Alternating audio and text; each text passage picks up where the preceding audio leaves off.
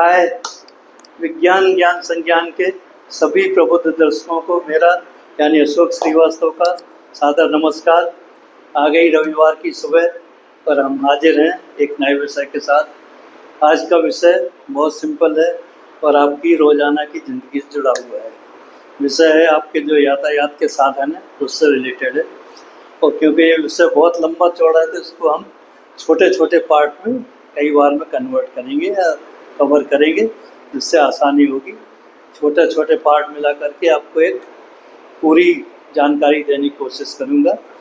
तो सबसे पहले हम चालू करते हैं कि यातायात के साधन में मोपेड से लेकर के हवाई जहाज़ तक जितने भी साधन हैं उन सब में चार चीज़ बहुत ज़रूरी है या उनके चार पार्ट्स होते हैं या चार विभागों में बटे होते हैं। कौन कौन से? पहला होता है उसमें पावर सप्लाई या कि इंजन। दूसरा होता है इंजन का पावर जो है उसको ट्रांसफ़र किया जाता है, so that is the transmission part. Engine का पावर ट्रांसमिशन।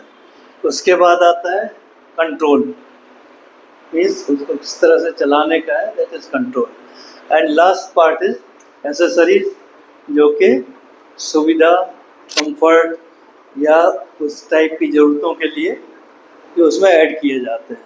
सो किसी भी यातायात के साधन में चार चीज़ें चाहिए: engine that is power house, then transmission, then control और एसेसरीज। ये चारों को मिला के आपका एक साधन बन गया चलने का।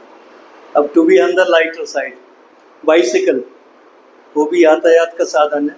तो उसमें केवल अंतर इतना है कि इंजन, ट्रांसमिशन और यात्री तीनों एक ही आदमी होता है जो उसको चला रहा होता है।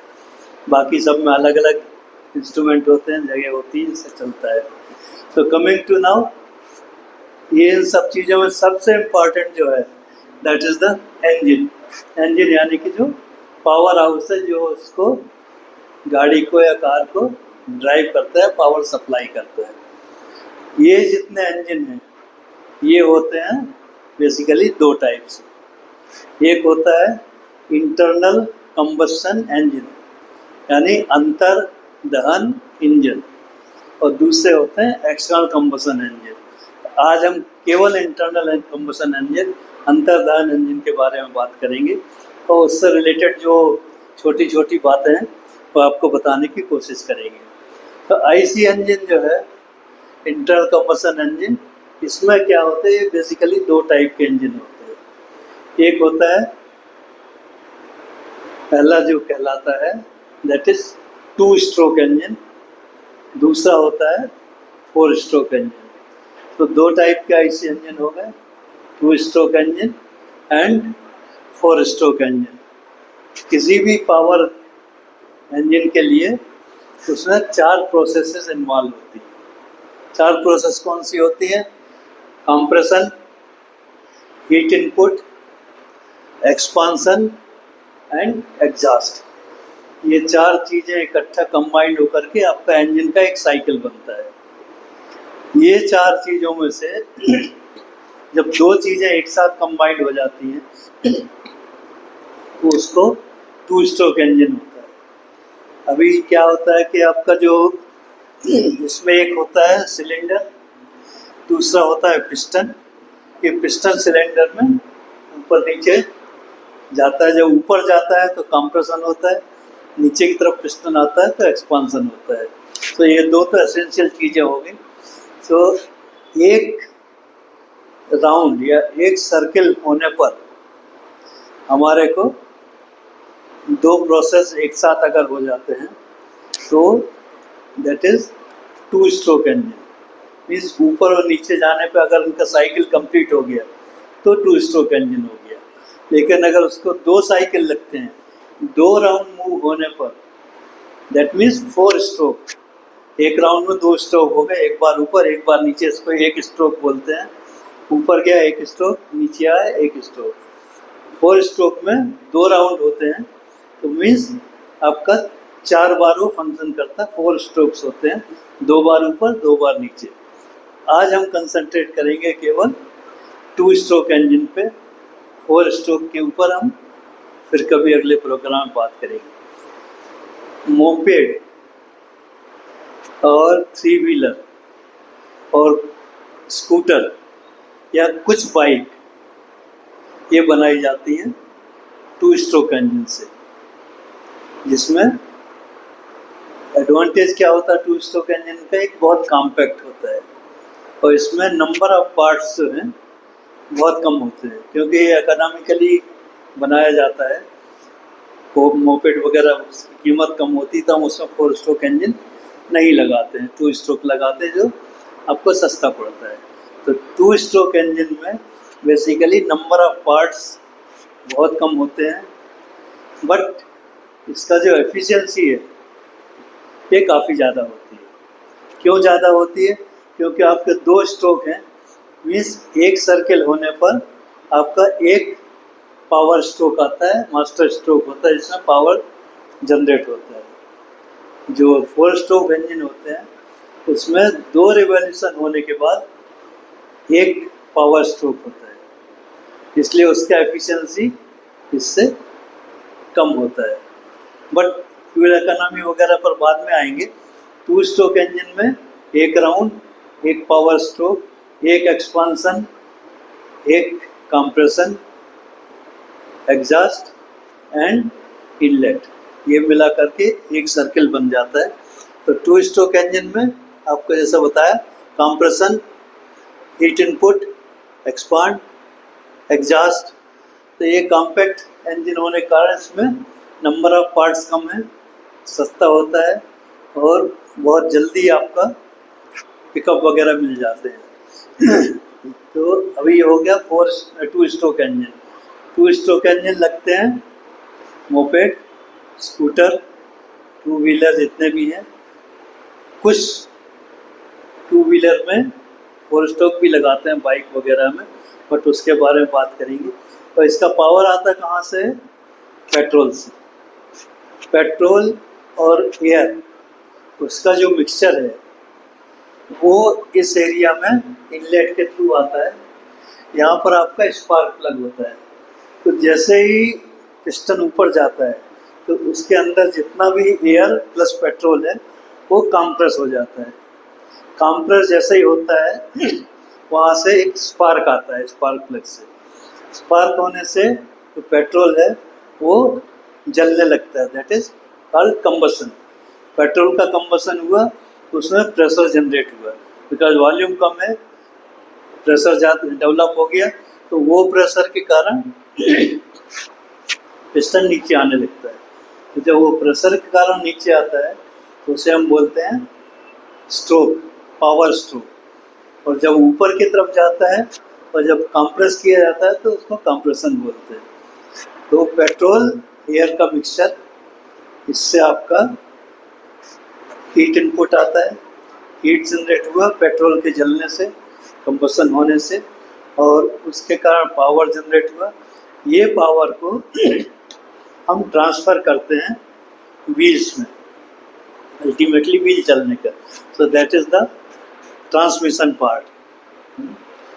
जैसे आपका पावर आया, यहाँ पर एक वो रैंक शाफ्ट है, वो मूव होता है, ये रोटेट होता है, फिर वेरियस गियर वगैरह लगा करके ये हम व्हील में ट्रांसफ़र करते हैं। अब एक बार में कितना पेट्रोल जलेगा, कितना कम जलेगा, कितनी तेज़ी जलाना है, कितनी स्पीड बढ़ाना है, कम करना है, ये सारे जो पार्ट हैं या ये सारे फैक्टर हैं वो आते हैं ट्रांसमिशन वाले पार्ट में। तो ये ट्रांसमिशन मैकेनिज़्म हो गया। उसके बाद कंट्रोल मैकेनिज़्म, गाड़ी को कैसे घुमाना है, कितनी तेज़ देना, स्पीड देना, पिकअप देना, ब्रेक लगाना, ये सारे आ जाते हैं कंट्रोल के पार्ट में। उसके बाद आते हैं एक्सेसरीज।